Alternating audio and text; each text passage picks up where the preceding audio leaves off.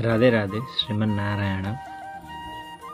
तपाईहरुलाई म आज एउटा श्लोक बताउन गइरहेको छु। त्यो श्लोकको अर्थ पनि म तपाईहरुलाई बताउने छु। त्यो श्लोक बहुत आवश्यक कुरा नै छ।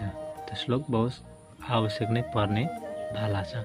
तपाईले कृपया ध्यानपूर्वक सुन्नु होला। श्लोक पनि भन्ने छु र त्यसमै अर्थ पनि घटाउने नै छु। कृपया ध्यान दिएर सुन्नु र बुझ्नु होला। है त। नदी नान्छ नखी नान्छ। नदी नाम मतलब नदीहरूको कहिले पनि विश्वास गर्नु हुँदैन। किनभने नदीमा यदि हामी पौडी खेल्न चाल्न जान्दैनौँ भने यदि नदीमा गयौँ भने हामीलाई के गर्छ, बगाएर लग्छ अनि हाम्रो मृत्यु पनि हुन्छ। त्यसैले नदीदेखि पनि जहिले पनि टाढा नै भएर बस्नु पर्दछ।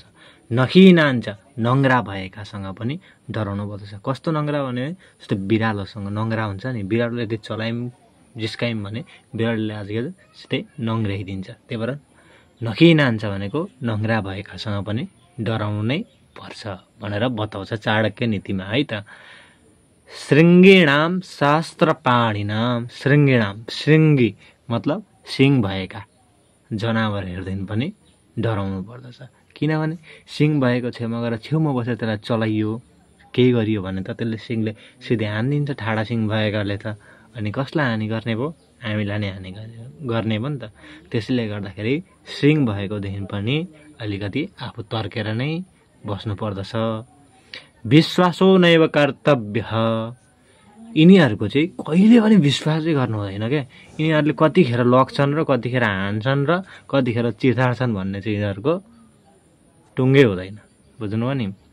स्त्रीसु राजकुलेसु छ। यदि स्त्री चाहिँ राजकुलमा जन्मे तापनि यिनीहरूको कहिले पनि विश्वास गर्नु हुँदैन।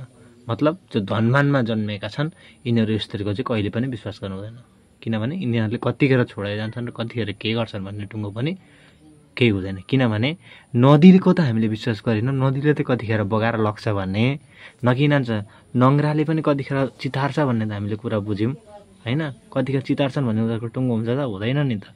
शृङ्गीणाम यदि त्यो गाई गोरुहरूको सिङ भएकाले कतिखेर हान्छ भन्ने चाहिँ टुङ्गो हुँदैन भने त्यो राजकुलमा बसेको स्त्रीको विश्वास हुन्छ भन्ने केही टुङ्गो हुन्छ त हुँदैन नि। त्यसैले गर्दाखेरि चाहिँ यति कुराबाट तपाईँहरू सदैव टाढा भइ नै राख्नु। है त। हस्त राधेश्याम। जय श्रीमन नारायण।